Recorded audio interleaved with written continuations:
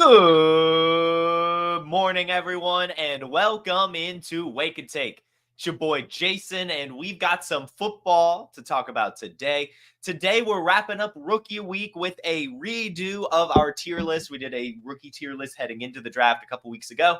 Now that we have the landing spots, the draft capital, all that fun stuff, I figured why not go right back through as we send you guys to the Wolves for a rookie draft weekend. We've got a great weekend coming up for all of us in our Dynasty League, so let's go ahead, take out our coffee, sit back, relax, and enjoy the show.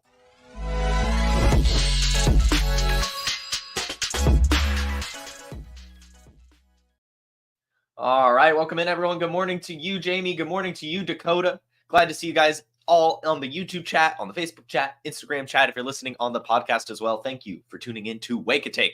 As mentioned, we're just going to do a tier list today. We've got 60 rookies to tier out. So without further ado, let's just go ahead. I'll share my screen and we'll kind of get right on into this bad boy. Let's see. Let's do this. That looks good. That looks good. Okay. Then, all right. So basically, it's in alphabetical order based on the names and all that. So it'll help, we won't be starting for the top. We'll kind of be going all around. And of course, as we did with the last tier list, things will kind of change as I kind of place everything out. And you know what? It would probably be helpful if I pulled up my rookie rankings to refer back to just to have a little bit of help. So let me pull that up as well. But either way, excited to go through this. And as you can see, 60 rookies to tier out. That is quite a lot. So hopefully that helps you in all your rookie drafts and all that fun stuff. So either way, Adonai Mitchell's going to be first. And for right now, we're just throwing him in second round rookie pick, and we'll kind of come back. Contrary to some, I actually do not mind the Colts landing spot. I think that he has an opportunity here, especially with his athleticism, to come in, beat out Alec Pierce, and then potentially even out-target Josh Downs. I know that seems like a stretch, but I mean, Michael Pittman's still going to get his Michael Pittman usage. We saw last year, Michael Pittman had like 11 targets in week 1 with Anthony Richardson. I don't think that's really going to change. And then Josh Downs, his usage kind of fell off towards the end of the season once defenses started keying in on him. And Alec Pierce has just never been able to do anything. I mean, he's like top of the league in route participation and everything, but like bottom of the league in terms of bringing in his targets. He's just is not that good of a wide receiver despite the athleticism. Adonai Mitchell is, though, and so I like the landing spot a lot. I think it's solid. And then Audric Estime is next, I guess. I mean, like, he's kind of going in this third round right now. I probably have him more pegged as a fourth round rookie pick in my own head, but that is definitely something that should change as we go through this, just because, well, I mean, so what's kind of steaming him up, and Matty Kiwoom is selling me on it, having him as his RB4 in this rookie process right now, just behind the big three, just because of that Broncos landing spot. Javonte Williams on the last year of his contract hasn't really been able to stay healthy, and Sean Payton's already coming out and saying that Audric Estime is getting the early down work. So I guess we could throw him into third round rookie pick right now as we see what happens. Ben Sinnott, this is a guy I love. I really, really do like Ben Sinnott, so I'm going to throw him in the Adonai Mitchell tier right now. Great athleticism, great size at 6'4", 250 pounds, and a really, really good landing spot with the Washington Commanders. Again, we've seen mobile quarterbacks love their tight ends. We've seen tight ends succeed in a Cliff Kingsbury offense. We've seen tight ends succeed in a Dan Quinn team. We've seen tight ends just succeed in general, really, around the NFL. And Ben Sinnott is just a really, really good one. Super, super agile, really good blocker. Got decent hands as well and a good route runner. So I'm a big fan of Ben Sinnott with his landing spot, with his athleticism. I'm drafting him wherever I can, especially in these tight end premium leagues. I think he's being a bit undervalued. Like I've said it before and I'll say it again. I am taking at ADP, I'm going to have way more Ben Sinnott than I do Brock Bowers. I think that his ceiling is really, really high on this offense and with that profile. So Ben Sinnott's a guy I'm, still planting my flag on, really, when it comes to him. Blake Corum right now, also, we're going to throw into that second round rookie pick tier. This was one of the running backs, really the big three, right? Trey Benson, Blake Corum, and Jonathon Brooks. Those were the three running backs that we were watching heading into this draft on what would happen with them, right? Like, what team's going to draft them was the biggest question we had, because that's how you know what kind of usage. Like, we all know the profile. We know that these were good running backs, but if you go to a bad situation, then it's going to be hard to do anything. And then he goes to a medium situation. I think that this is one of the more divisive landing spots around the fantasy football space. You've got, of course, Blake Corum now backing up Kyren Williams, which is not what you really wanted to see. But then also you can paint a picture for it being exactly what you want to see. I mean, we've seen these late draft capital running backs with low athleticism like Kyren Williams have a really good season and then fade into irrelevancy. Sorry. Like James Robinson. What is going on? Like Phillip Lindsay, like Dameon Pierce, and honestly, the list grows, and we'll and we'll continue to grow. It sounds like we need to do a little bit of a commercial break after this. But either way, this type of running back, like a Kyren Williams, has faded into irrelevancy before. And when you bring in basically a turbo Kyren Williams, it is concerning. But I'm still going to firmly place myself in this is the Kyren Williams backfield, at least early in the season field. I think with Blake Corum, I'm not really going to be drafting him where he's going, but I am certainly going to be trying to acquire him throughout the offseason and potentially in season as well if Kyren Williams does come out and still perform as a bell cow, the first few weeks of the season. And I kind of expect that to be the case. Just a little bit. Just because, we see it all the time with rookie running backs. Like they usually don't break out until a few weeks into the season, whether it be an injury or just finally getting worked up to the NFL speed. So I think Kyren Williams is going to be the bell cow early, which will help us be able to acquire Blake Corum over the offseason and, of course, early in the season. So I'm not comfortable really drafting him right now, essentially is where I'm at. The next player is Bo Nix. And we're going to go ahead and throw him because we're going to say that these are super flex tiers. I probably should have clarified that. These are some super flex tiers. So maybe I should put that in the title, but I am going to be valuing these quarterbacks ahead of the positional players. It's just how it is. And that's how the NFL does it as well. I mean, quarterback, just the most important position in fantasy football, in regular football as well. And Bo Nix got a pretty damn good landing spot. I know that a lot of people aren't too in on Bo Nix. I mean, I'm seeing Bo Nix getting drafted after Michael Penix. And I mean, I'm even kind of one of those people. I like the potential there with Michael Penix. I think he's got a solid floor being on the Atlanta Falcons. But Bo Nix has a higher ceiling, I think. Well, maybe not a higher ceiling. He's just medium floor, medium ceiling when it comes to Bo Nix. I think that obviously him and Sean Payton are going to work well together. I think that is the type of quarterback that Payton likes. He seemed very, very happy about being able to get him. And then, of course, I've talked a couple times. I do like that they paired him with his college wide receiver, Troy Franklin. I think that's going to help him a lot in terms of feeling comfortable at the next level, having a read that he knows he can trust. And so I think he got himself a good little landing spot. And I think he's a really, really nice consolation prize for a lot of these super flex teams drafting at the very end of their round. Like these competitors that are just sitting there with their late first round pick, they're going to be able to get a quarterback in a super flex league right now. And I just think that's a little unfair because I do think the Broncos will be better than they were last season, at least in terms of fantasy production. And I think Bo Nix is fine. I mean, 45 touchdowns and 3 interceptions last season with not that good, like an okay offensive line and okay weapons and an okay running back. I mean, it's really, really interesting that he was so prolific last year compared to some of these other quarterbacks that have much better situations that weren't as prolific. I know he had a good situation, but not a great situation. And so either way, I like Bo Nix and his landing spot. So I am definitely comfortable taking him at the end of my first round and early second, definitely, if he's still there. Braelon Allen, I'm just not drafting. I am just not drafting Braelon Allen. We'll have a few rookies like this where, they might be worth a 4th, 5th rookie pick or fab, but I don't like roster cloggers, and Braelon Allen is exactly that with that landing spot. I was not necessarily fading Braelon Allen despite the poor combine performance. I still think he had still thought he had some potential with the right landing spot. I mean, he performed well in college, right? He still has the really, really good size. And I mean, he was holding Isaac Guerendo back, made him transfer, a really, really athletic running back with size as well. So, I mean, I felt that the potential was good for Braelon Allen. His tape is good as well. But he gets probably the worst possible landing spot. I mean, it's already a backfield that's headed by Breece Hall, but then it's also crowded in the backup room because after drafting Braelon Allen, they also drafted Isaiah Davis, and they already had Israel Abanikanda from last season, who's just another kind of good running back with high upside. So I'm just not going to touch him. I'm just not going to get Braelon Allen. I'm just not going to get Isaiah Davis. I'm just not going to get Israel Abanikanda. I'm just going to get Breece Hall and hope an injury doesn't happen.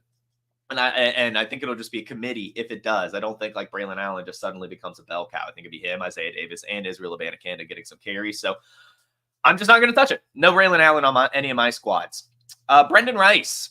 I'm going to have to slide down now. I know I've been planting my flag on him, but this morning, DJ Chark signed with the Los Angeles Chargers, and I think that completely kills any hope for Brendan Rice to have a ceiling on this offense. I hate saying it, but DJ Chark is just one of those wide receivers, right? I mean, he may not have the highest ceiling in the world, but he's a consistent producer and finds himself on the field. And so I am just a lot less comfortable in drafting Brendan Rice now. We already had the draft slip. I still like the prospect a lot, but it becomes even harder now. It was already going to be an uphill battle. Now it's an even higher uphill battle. Coming in and going against a guy, DJ Chark, I think is just going to be an issue. I think it's just going to be hard. And an injury will have to happen, whereas it didn't have to happen before.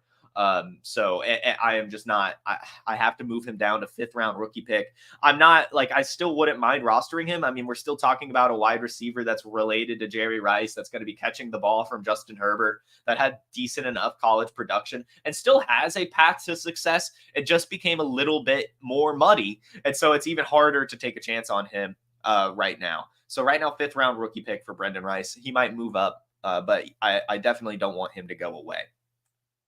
So end of 1st, early 2nd round pick is going to be, I'm going to throw Brian Thomas Jr. in there with the Bo Nix tier ahead of the Adonai Mitchell tier right now.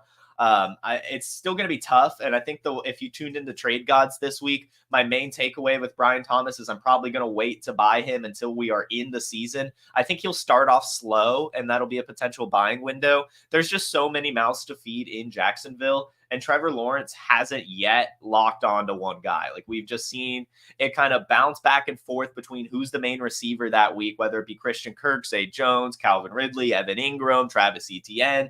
It changes week in, week out. And so I think that's going to make it hard for Brian Thomas to excel immediately. But I do still love the potential and the landing spot. I think he will find some success. So I would rather trade for him later. But if I'm sitting there and he's just, available and I don't really know who else to pick, I'll take him. And I think he's definitely worth being a tier above the Adonai Mitchells of the world.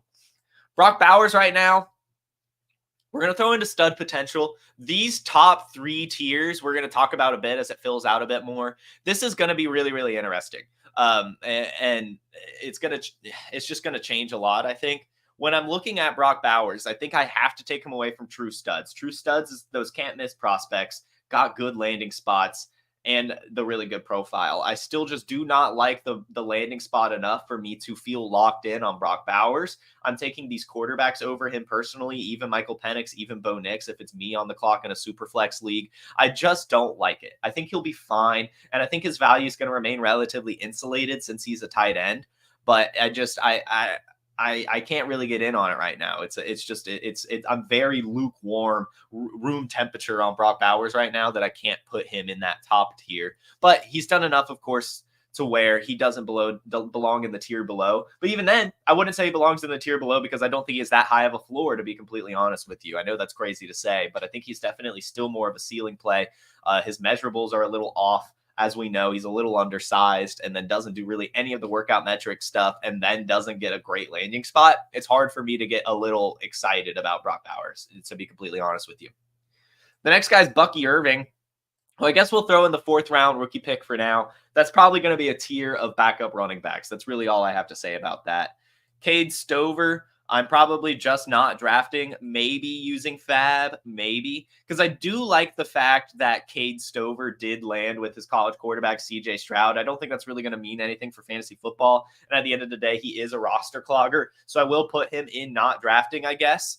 But, if you're in a tight end premium league, maybe 2 tight ends, I could see him being someone you'd feel comfortable with on your bench. I mean, if Dalton Schultz goes down, I could see Cade Stover being pretty solid, especially since he already has the connection with CJ Stroud. So not a bad landing spot, but still, I don't like these backup tight ends very much on my rosters. I think they just kind of sit there. I made a huge mistake last year with Luke Schoonmaker and Zach Kuntz. Like, it's just, they just sit and sit and sit. And then by the time the next rookie draft comes around, they have no fantasy value and you've just got to drop them. So I'm just not even going to worry about it. If he becomes relevant, you could probably get him for cheap if you really, really want him. So I'm just not going to draft him. Which brings us to Caleb Williams. And what more do I have to say besides put him in true stud? I mean, he already had the college production, has the solid profile, and then also gets a really, really good landing spot, if not the best landing spot we've ever seen for a rookie quarterback with that wide receiver trio. True stud, lock him in. I see a thing here from Jamie. You've been picking up Stover for your taxi squad. That's what I'm saying. I made that mistake last year. My taxi squad was filled with Zach Kuntz and Luke Schoonmaker, and I hate it. And next year, you're probably going to feel very similarly. I don't mean it in a bad, like, I don't mean to sound mean. I really don't. But that's probably what's going to happen here with Cade Stover. Let's be honest. You're going to put him on your taxi squad. And then next year, you're going to be like, all right, who can I replace on my taxi squad with him? I think there's more upside out there. For sure, when it comes to this position. Even like a Theo Johnson, I think would be fine. He's not really getting drafted as much either. And or Jared Wiley. I think Jared Wiley is a better bet for your taxi squad than Cade Stover, because he at least led college football in receiving touchdowns last year among tight ends and going to the Chiefs. Anyway, Cody Schrader. Not many people are doing this, but I'm actually going to use my fab on Cody Schrader. I think any backup running back is worth rostering.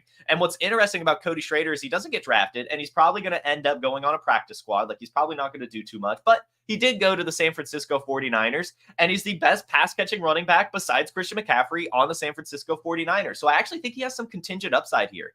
I love Isaac Guerendo in this offense, and I think that's exactly what this running backfield would be if Christian McCaffrey goes down. I think it would be Isaac Guerendo being the explosive running back, doing the zone reads and all that fun stuff. And then Cody Schrader's going to come in for some pass catching work. He actually will.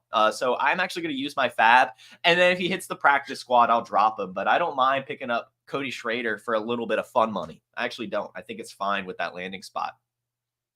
Devontez Walker right now, we're going to throw in a third-round rookie pick. I'm going to put him above Audric Estime. Let me double-check that that's how I have it in here. That is not. I'm going to put him below Audric Estime. That is not how I have him ranked. But I do view them in a similar tier. Just some nice contingent upside, boomer bust potential with Devontez Walker. Again, I like the landing spot in Baltimore. I like the profile. I think he'll be solid. We had Nelson Aguilar getting put on rosters last year. Devontez Walker is better than that. He's 6'2". He runs a sub 4 40-yard dash. I mean, and he has, pretty good 17 touchdowns over the last 2 years at UNC. So I'm getting a lot of Devontez Walker, actually. In underdog best ball drafts, I keep getting him. I just keep getting him right now. And I'm probably going to end up getting him in our drafts too. It's just a player I like. I like field stretchers. It's a problem I have.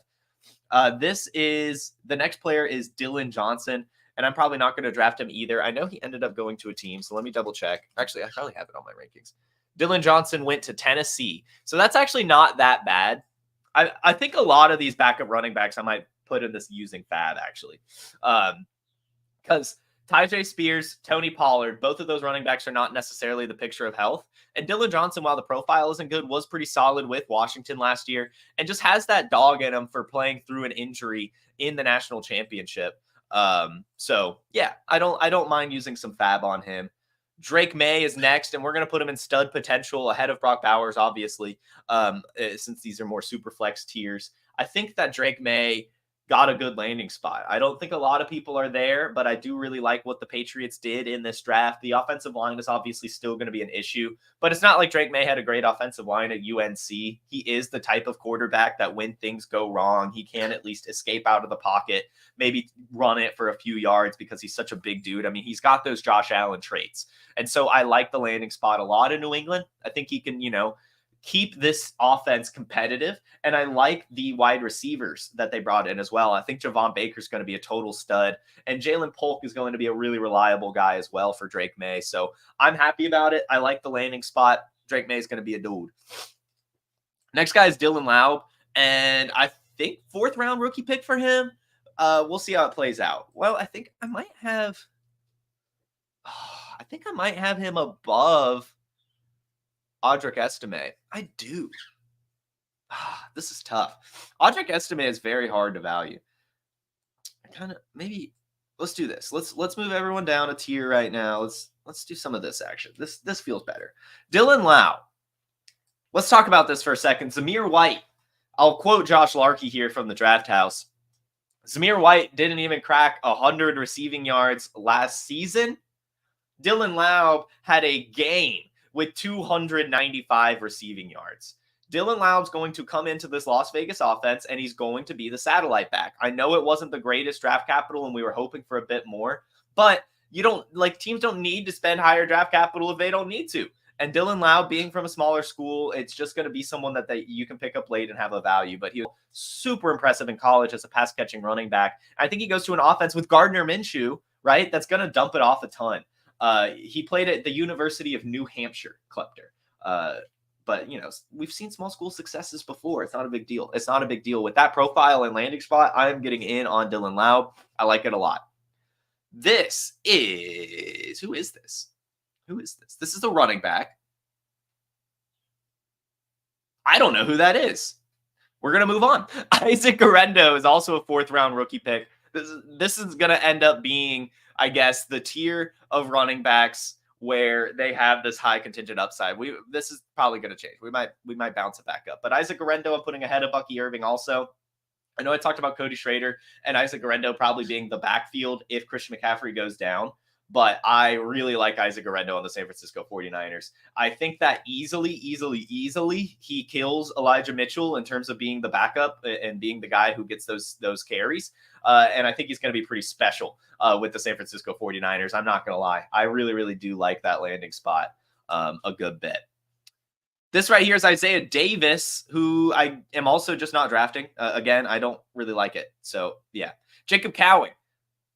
For now, I'll put him in 5th-round rookie, I guess. I do like him a lot. I like the profile. I like the landing spot on the 49ers. I said it live at the draft house. I would not be surprised if Jacob Cowing outproduces Ricky Pearsall in year 1, and maybe even going forward. Jacob Cowing has the most college production we've ever seen from a wide receiver coming out of the NFL, had almost 5,000 receiving yards in his college career, prolific every step of the way, leading his team in receiving almost every single year and team that he's been on, multiple teams, UTEP to Arizona, and crushed at the Senior Bowl as well, crushed at the Combine. I like Jacob Cowing. He's like, a mini Tank Dell, which is crazy to say because Tank Dell's already pretty small.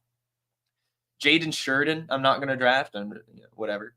Jaheim Bell, I'm just not going to draft, whatever.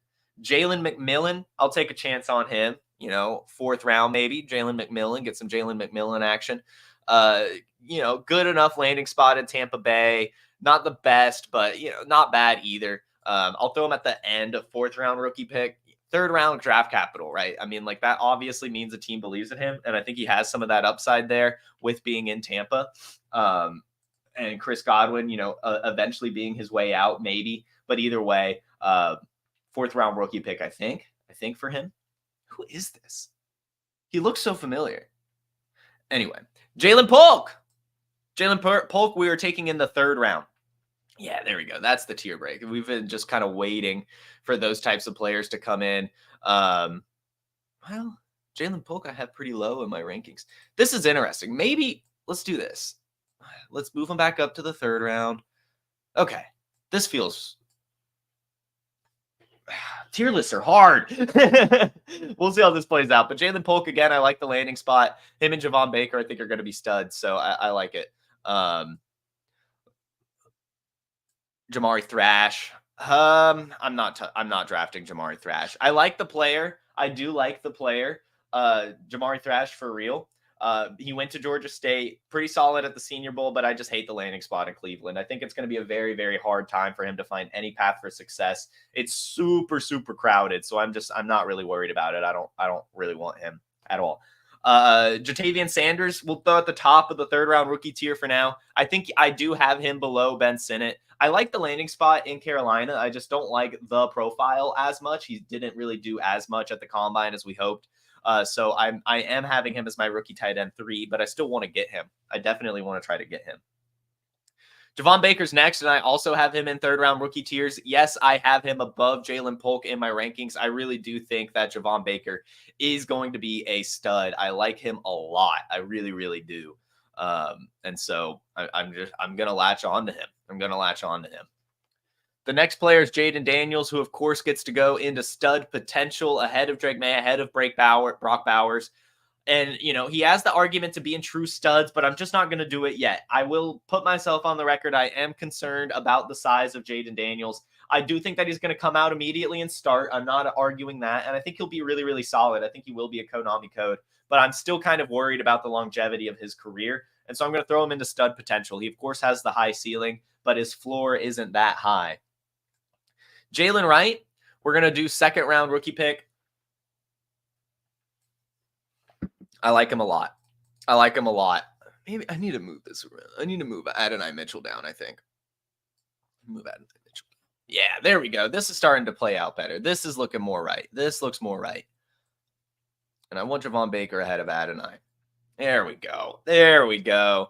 Adonai Mitchell, I moved down, and I just put in Jaylen Wright in second-round rookie pick. Again, guys, I love the landing spot in Miami Dolphins for Jaylen Wright. I love the profile as well. The thing that's going to work in his favor here is he is the running back on the team that can handle the most workload. And I think that is probably what he'll be asked to do in future years. I think that this year it's going to be a pretty split backfield between Jaylen Wright, Devon Achane, and Raheem Mostert. And then next year when Raheem Mostert is gone, it's going to be a pretty split backfield between Jaylen Wright and Devon Achane. And I wouldn't be surprised if Jaylen Wright is actually out-touching Devon Achane. Not sure about the production. Devon Achane is still going to be more electric, more explosive, and have more of those breakaway runs. But he can't handle the same workload that Jaylen Wright can. Jaylen Wright, of course, 5'11", 210 pounds, actually has the prototypical size on top of the speed, to where I could see the Dolphins looking to him to be the main featured back on the early downs, and then, throw Achane out there for the explosive plays.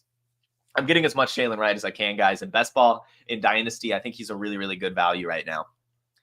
This is Jha'Quan Jackson, and I do like him. This is another player kind of like Jacob Cowing, in that he's a really solid route runner, really smooth, and a decent landing spot on Tennessee. I could actually see Jha'Quan Jackson coming out and, being all right. So I'll throw him in the 5th round rookie pick tier for now. On Tennessee, it's not a very healthy room. And Jha'Quan Jackson looked pretty damn good at the Senior Bowl, has some solid tape as well, really, really crisp route runner. And they don't have a player like that on the Titans.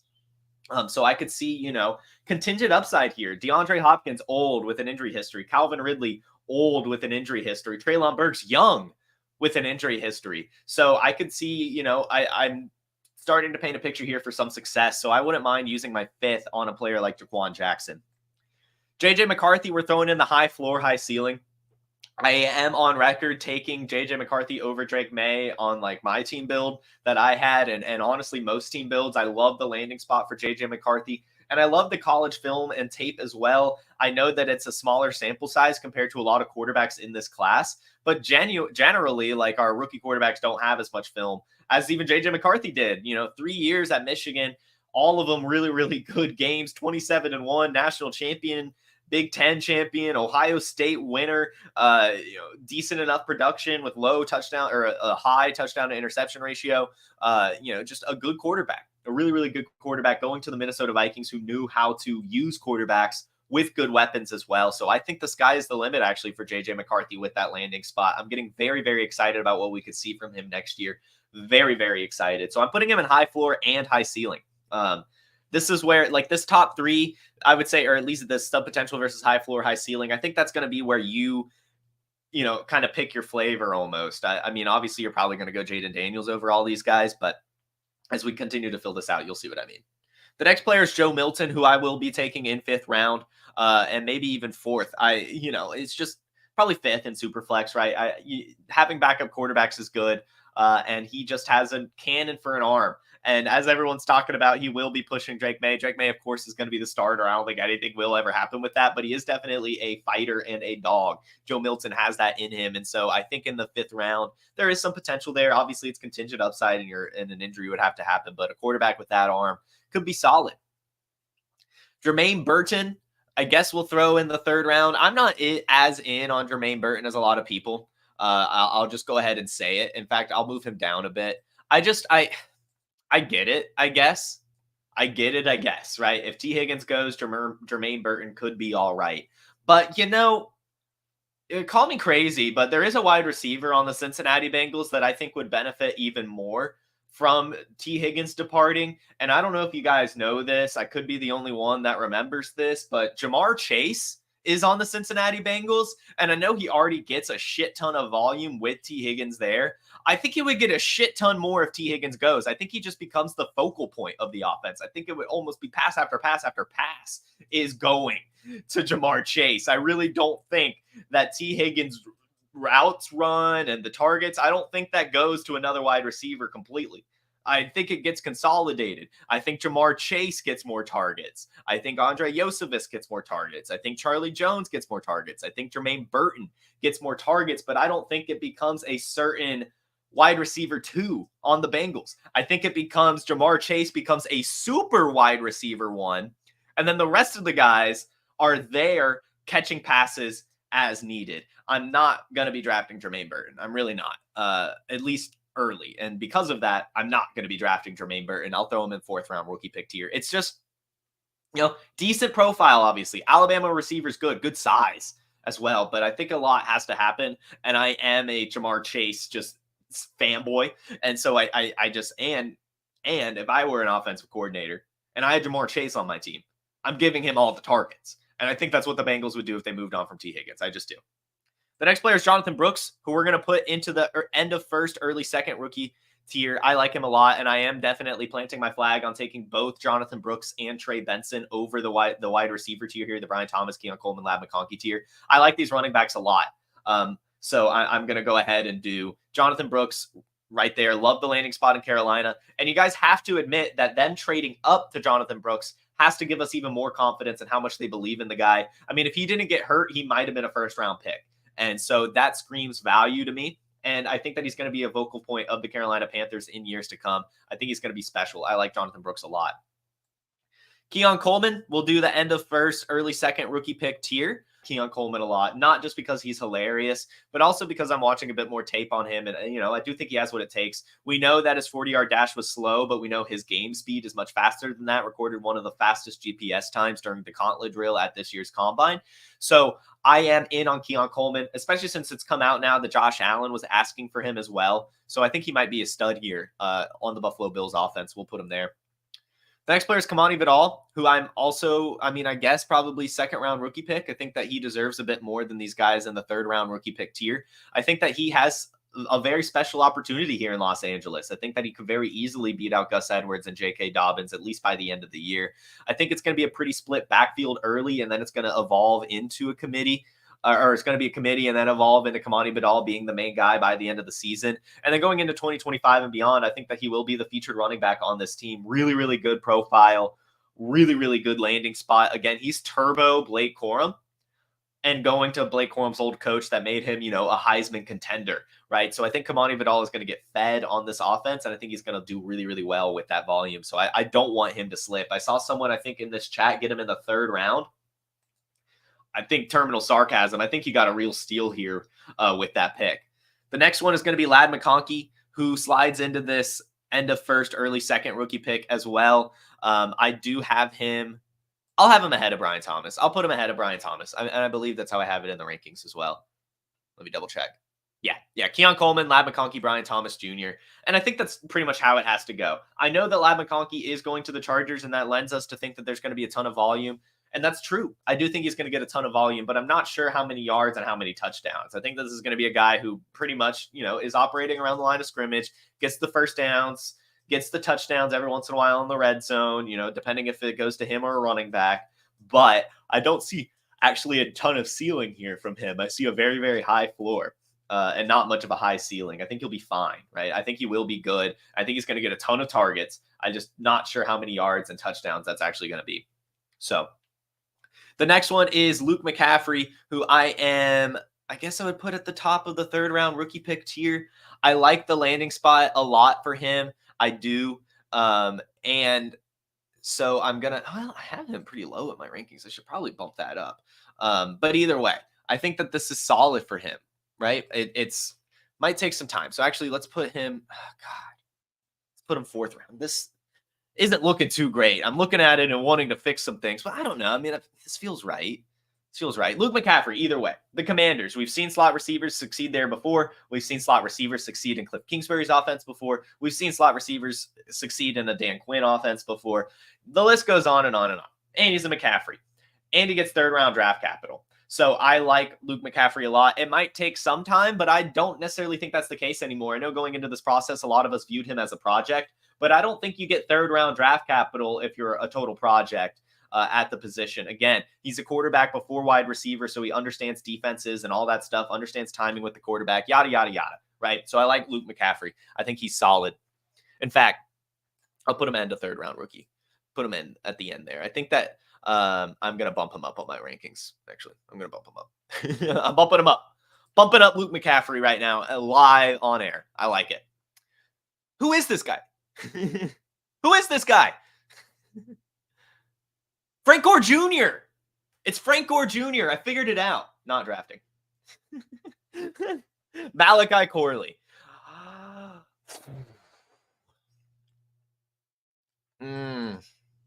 Malachi Corley's a hard one. I'm going to put him where I put him. In fact, I might, yeah, fourth round rookie pick for him. I do have Luke McCaffrey ahead of him. I just don't know what kind of volume Malachi Corley's going to get. And this could bite me in the ass. I do like the player a lot, but I don't know what type of volume he's going to get on that Jets offense. And I'm not sure how good that Jets team is going to be in general. I think Breece Hall is going to be the most featured guy.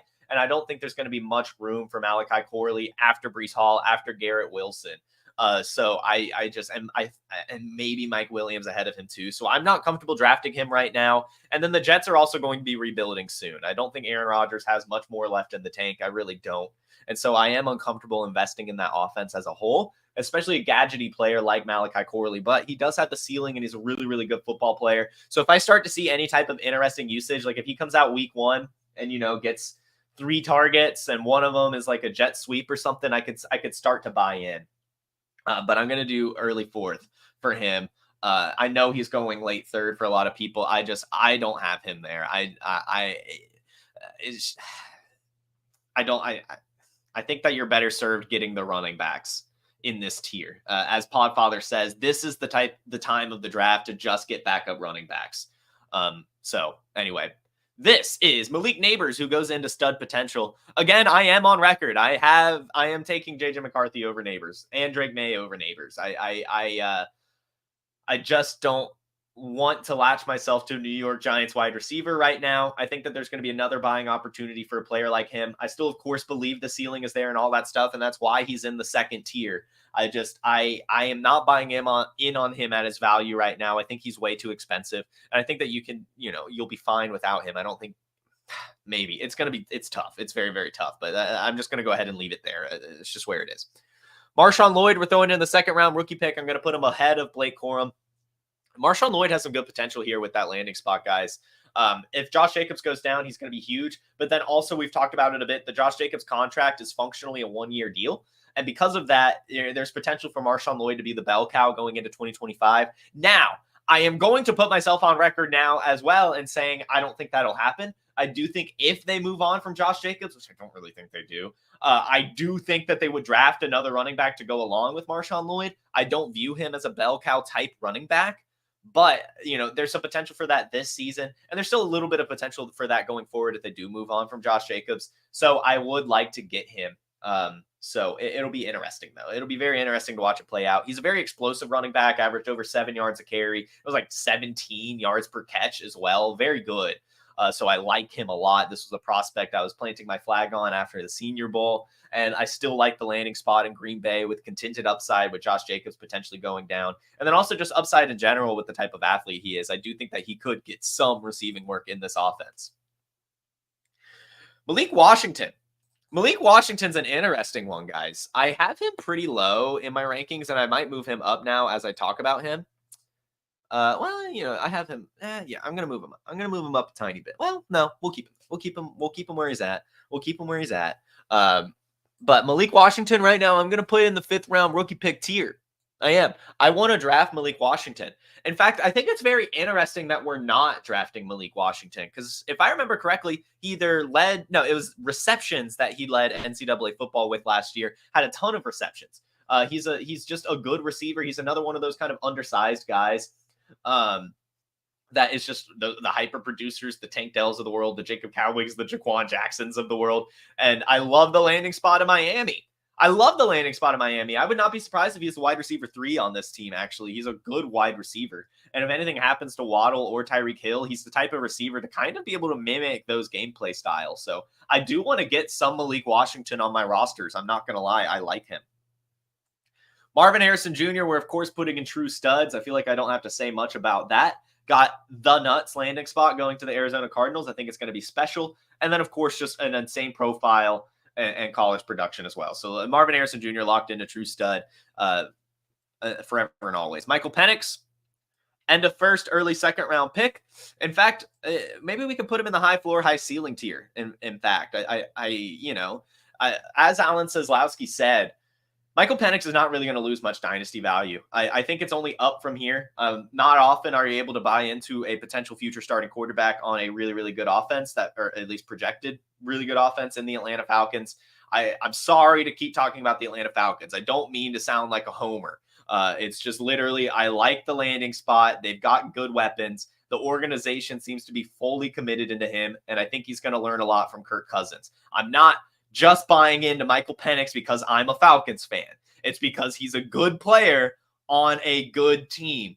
I just want to put that out there. I'm not getting over my heels just because I live in Atlanta. I genuinely believe this guy's going to work out. And as Alan Seslowski said, I don't think he's going to lose much dynasty value, if any. If anything, he's going to go up. If Kirk Cousins gets hurt, he's going to be impossible to acquire. And as we get closer and closer, as more time goes on, it's going to get closer and closer to his starting date, which is, again, just going to make him even harder to acquire. So we're going to actually put him in the high floor, high ceiling. Next, we've got Michael Pratt, who I guess you could throw in the fifth. I'm just not going to draft Michael Pratt. There's a whole quarterback room. I'll see how that plays out before putting any shares in on Michael Pratt. Ray Davis, we're throwing in third round rookie pick. I think Ray Davis is going to be a stud. I really do. Tyler Knable's already been pounding the drum for him all offseason long, loves the prospect, and then gets an insane landing spot with the Buffalo Bills. I really, really like the landing spot. James Cook only had a 55% snap share last season. The Bills do not want to make him a bell cow. Ray Davis can come in and actually take some early down work. He can take some goal line work, back-to-back 1,000 rush yards at the SEC. And fun new fact pointed out by Tyler Knable, led all running backs in college football in receiving touchdowns last year too. So he's not just a between the tackles grinder. He does have that receiving skill set. If you go look at yesterday's player profiler stat of the day on our Twitter, you'll see a very good highlight where he takes a catch out of the backfield that is completely broken down and then takes it to the house, totally houses it. So I think he's going to be special. I really do. In fact, I might move him ahead of Laub. I think he's got opportunity to perform this year. And if an injury happens, even more so. Second round rookie pick, we've got, I'm just putting Ricky Pearsall here. I would definitely take the running backs over him. I don't like Pearsall a lot. I really don't. But I know that's where he's going. And with that draft capital, it's going to be hard for me to actually say he's third round. I just can't do it. I just can't do it. I am not going to have any Ricky Pearsall. I'll go ahead and say it. I will have absolutely zero Ricky Pearsall. But because of the draft capital, we'll throw him in this tier because that is where he's going. Roman Wilson, of course, goes ahead of him. In fact, I'm taking Roman Wilson ahead of these running backs. That's the last wide receiver I'll be taking over them. I love the landing spot, love the profile, love the prospect. I will admit part of this is homerism. I do, obviously, because he's from Michigan, I like him a little bit more. But also, I think he landed in just a good opportunity for him. I think that Mike Tomlin's going to love him. And I think he's going to earn a lot of trust from Russell Wilson and even Justin Fields. This was a guy who was the standout wide receiver at the Senior Bowl, stood out more than Ladd McConkey, has really good hands, is super quick, good route runner, has professionalism. I think Roman Wilson is going to come into this offense and be good. I have him as my rookie wide receiver 8 right now, and he's the last wide receiver I'll take before going into this running back tier. Rome Odunze, we're putting in the high floor, high ceiling. He's going to be a stud, guys. I don't think it's stud potential. I think he is a stud. I would put him in true studs, but it's not there yet because of the landing spot. I do think that he is sneakily the wide receiver 1 on the Chicago Bears. I think that 109, investment into him on top of him coming into his rookie season along with his rookie quarterback, Caleb Williams, I think their friendship and connection is only going to blossom from here. And I think it's going to be very, very special. I would not be surprised if he leads the Bear receivers in production next year. He's just that type of running back. He's got the work ethic, the profile, the production, everything really. Rome Odunze is a stud with a very high floor and a very high ceiling. I'm getting him wherever I can. Ryan Flournoy is a 4th round rookie pick. End of 3rd round too, but just for my sanity and, to make me not too much of a Ryan Flournoy guy, we'll put him up here in the 4th round rookie pick tier. I think he's going to be awesome.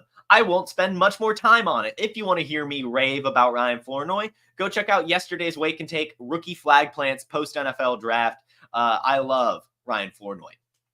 The next one's Spencer Rattler, and I guess I'll take him in the 5th round. I'll take him ahead of Joe Milton just because I do like the landing spot in New Orleans, and I think he could be okay. Again, this was a quarterback that did not impress me at the Senior Bowl, and I'm not sure where the hype came from. I had been out on Spencer Rattler really this whole process. I knew that he was going to fall on draft day. I'm not sure why he had 2nd round, 3rd round draft capital rumors. He's not that good. But he does have some upside here in New Orleans now as the backup to Derek Carr, who hasn't really been the picture of health throughout his career. So I think he could be cool if he starts.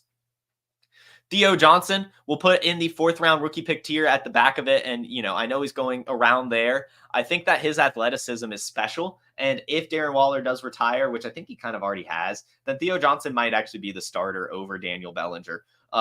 Maybe. Right? That athleticism is special. It might take some time for him to fully do that, but I think going into 2025, he will be. So this is the final tight end that I don't think he's a roster clogger. I think Theo Johnson, you can put in your taxi squad, maybe him and Jared Wiley. Actually, I'll talk about it in a second.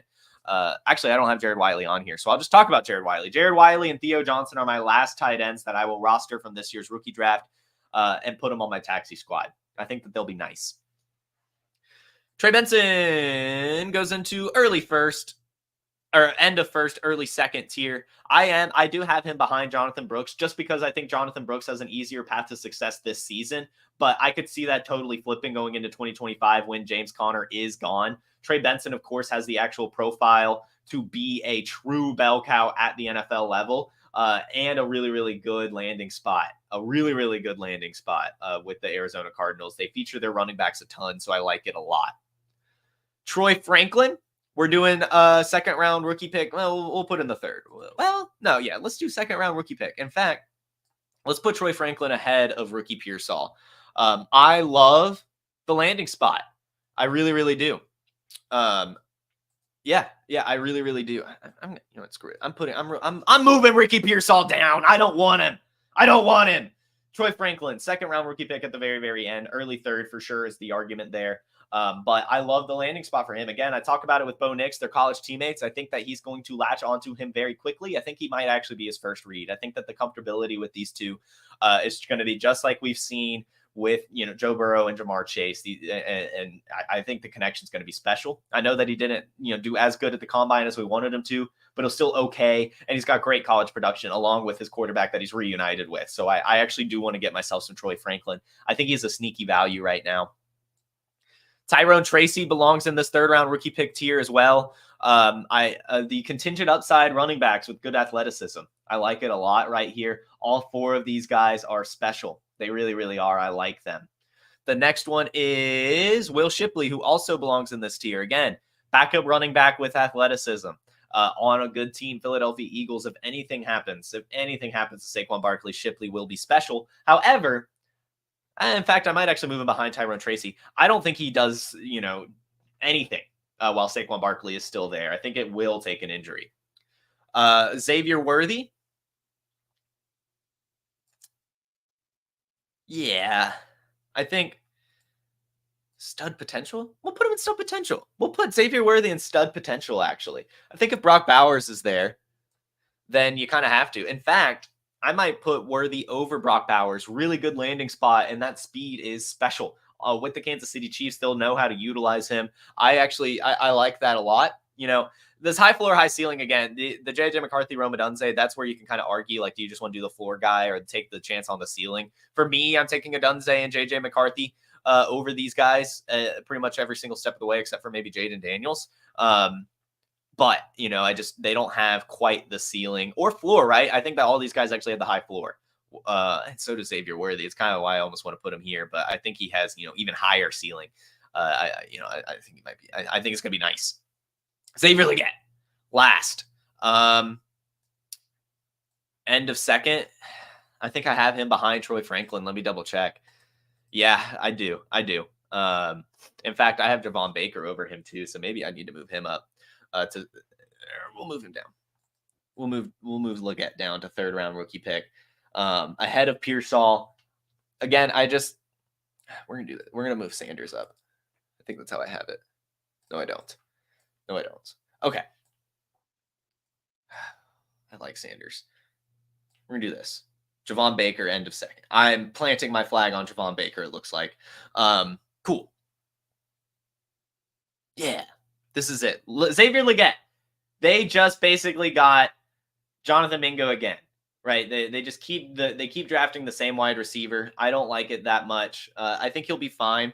But the way I'm kind of looking at this Carolina Panthers offense is exactly how they were looking at it last year. They took Bryce Young because he could be a point guard and spread it around. I think that's exactly what they're going to try to do here. I think Xavier Legette's going to have some games. Mingo might have some games. Ja'Tavion Sanders might have some games. Jonathon Brooks might have some games. Adam Thielen might have some games. I think it's just going to be a kind of a sum of the parts. And so I don't really want to take the early draft capital chance on Xavier Legette, unfortunately. So this should do it. This should do it.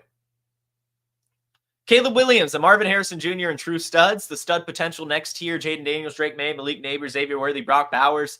And then the next tier, which is, arguably the same tier, but just I wanted to differentiate them between having a high floor as well as a high ceiling. That's Rome Odunze, JJ McCarthy. And you know what? Arguably, I'm throwing Michael Penix in there. I like it a lot. There's going to be a half tier break there in head, but I just think that he deserves to be in a tier slightly above these next guys, Bo Nix, Jonathon Brooks, Trey Benson, Keon Coleman, Ladd McConkey, Brian Thomas Jr. The next tier, we've got Jaylen Wright, Ben Sinnott, Roman Wilson, Marshawn Llyod, Blake Corum, Kimani Vidal, Troy Franklin, Javon Baker. The next tier, we've got Ja'Tavion Sanders, Xavier Legette, Ricky Pearsall, Adonai Mitchell, Ray Davis, Dylan Laub, Isaiah Guerrero, Tyrone Tracy, Will Shipley, Luke McCaffrey. Fourth round rookie pick, we've got Ryan Flournoy, Malachi Corley, Jermaine Burton, Jalen Polk, Audric Estime, Devontez Walker, Jalen McMillan, and Theo Johnson. The next tier, we have Spencer Rattler, Joe Milton, Jacob Cowing, Brendan Rice, Malik Washington, Bucky Irving, and Jha'Quan Jackson. And then using Fab post-rookie draft, we've got Cody Schrader and Dillon Johnson. And then the players I'm just not going to be drafting in this year's rookie drafts, unfortunately. Jamari Thrash, Braelon Allen, Cade Stover, Isaiah Davis, Jaden Sheridan, Jaheim Bell, Frank Gore Jr., and Michael Pratt. Just not my cup of tea at all, really. So these are the tiers. So thank you guys so much for tuning into that. And let me know, in the comments of where I messed up, or in the chat right now where I messed up. It's interesting. I think this is interesting to look at. And I might need to make this third round rookie pick tier a little different. I don't know. I'm tinkering too much. We've done enough of this show. We're good. There's your tier list. Take one last look at it. This should help you in your rookie drafts. 3, 2, 1. Okay. So, do we have any questions from the audience before we sign off for the weekend? Let's go ahead. Chase Claypool signed with the Buffalo Bills. Very interesting. Go ahead and take the under on the Buffalo Bills win-loss record next season. You can go ahead and do that. Chase Claypool seems to be a curse for a lot of teams over the last couple seasons. Do I spend all my free time at Magic City in Atlanta? I do not. Are you worried about Neighbors playing on the injury-causing turf field? A little, I guess, right? I guess, right, if it keeps happening. I like Corley's landing spot. He's going to get targeted. They need Rodgers to get the ball out quick and hold on with still a suspect O-line. This is true, but that's just why I think Breece Hall is very sneakily the RB1 right now. I think he's going to get a ridiculous amount of dump-offs. Who's the next Alvin Kamara? In this class, that would be Dylan Laub or Will Shipley. And then maybe MarShawn Llyod. Maybe MarShawn Llyod as well. Those are kind of the more receiving running backs, if you will. I think that those are some guys with lots of contingent upside. I don't think Will Shipley is going to be able to have the rookie season that Alvin Kamara had with Saquon Barkley there. I think Dylan Laub has more potential. Him and Zamir White, I think, could very much be like Mark Ingram, and Alvin Kamara. Just saying. So that's kind of where my take is at when it comes to those guys. You go after Vidal after missing out on Javon Baker. I would take Vidal before Javon Baker as much as I like Baker. Would I take Addison or the 207 and 307 in Superflex? I guess it depends on who's there at 207, but I mean, you're telling me potentially that this could be Roman Wilson and Dylan Laub or something like that. Roman Wilson and maybe Kimani Vidal in the right league. I think I would take those two players over Addison, believe it or not. Is Israel Abanikanda running back 1 when Breece Hall gets hurt? No, I think it's RB 333 when it comes to Isaiah Davis, Braelon Allen, and Israel Abanikanda. Who's my favorite third round on sleeper draft pick for immediate fantasy impact this season? Well, it sounds like I've seen a few chats here saying that Kimani Vidal's going to the third round, and that's true. Then it's Kimani Vidal every single day of the week. But I think Ja'Tavion Sanders has a lot of impact potentially for for year one production.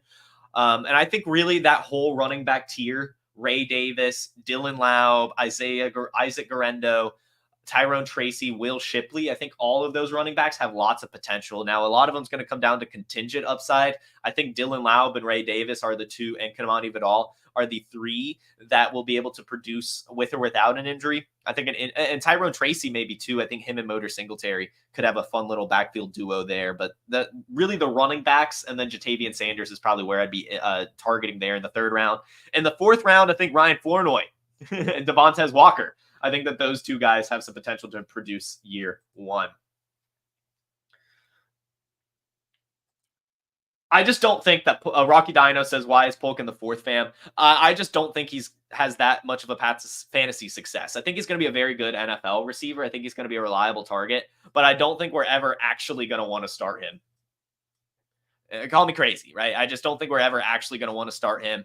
It was like last year, right? Where like you would have Demario Douglas and then just be like, do I have to start Demario Douglas? Like that's just how I feel it's going to go with Ja'Lynn Polk. I know we're excited right now just because of, he gets the early draft capital and all that stuff. But when rookie drafts are so much about ceiling, and wide receivers in particular, there's just this massive super tier, as big time Timmy Jim, who usually tunes in, says.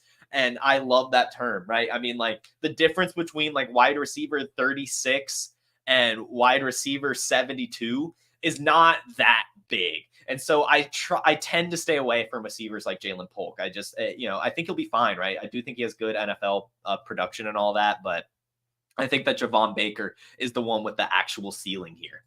So let me check Instagram real quick for any more questions, but I think that should do it.